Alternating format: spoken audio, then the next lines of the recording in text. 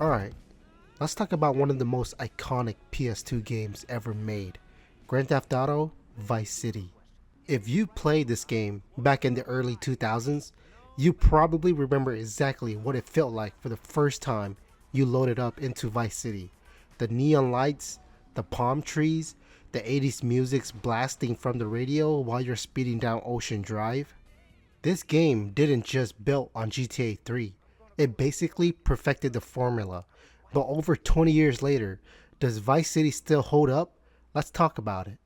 So the story follows Tommy Vercetti, a former mob enforcer who just got released from prison after serving 15 years. His boss sends him down to Vice City to handle a drug deal. And of course, everything goes wrong immediately. The deal gets ambushed, the money disappears, and Tommy's suddenly stuck in a brand new city with no cash, no connections, and a very angry boss back in Liberty City, expecting answers. From there, the whole game is about Tommy climbing his way up the criminal ladder. You start working for different gangs, criminals, and business owners around the city, slowly building power, money, and influence. And what makes the story really stand out is the tone. It's heavily inspired by 80s crime movies like Scarface. Everything feels over the top in the best possible way. Flashy cars, loud suits, cocaine deals, and betrayal around every corner. It's not trying to be subtle, it's trying to be fun, and it absolutely nails that. One of the reasons Vice City still sticks in people's memories is the characters. Tommy Vercetti is honestly one of the best protagonists in GTA series.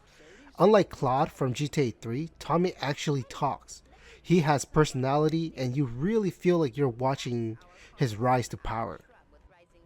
You also got a bunch of memorable side characters like Lance Vance, who's basically your partner in crime for a lot of the stories, and Ken Rosenberg, the nervous lawyer who constantly seems like he's one bad day away from a complete breakdown.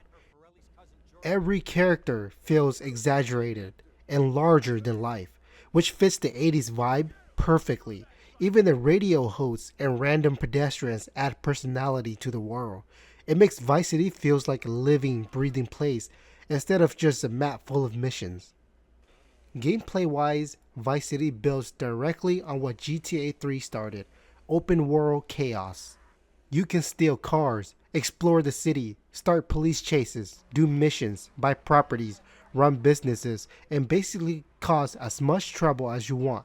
The map isn't massive by today's standards, but every part of it feels distinct.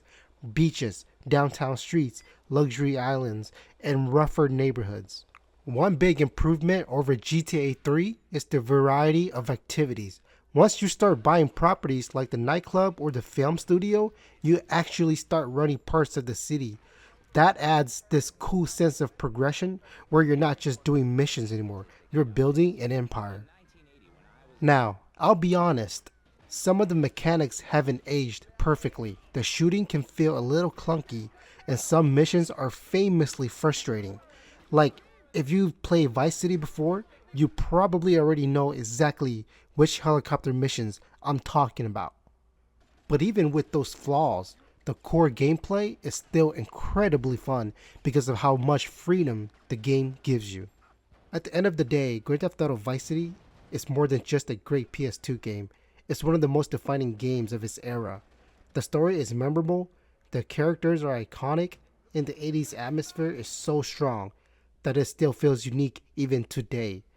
It's not perfect, and you can definitely feel its age in some areas, but the personality, the music, and the world makes it one of those games that's still worth experiencing.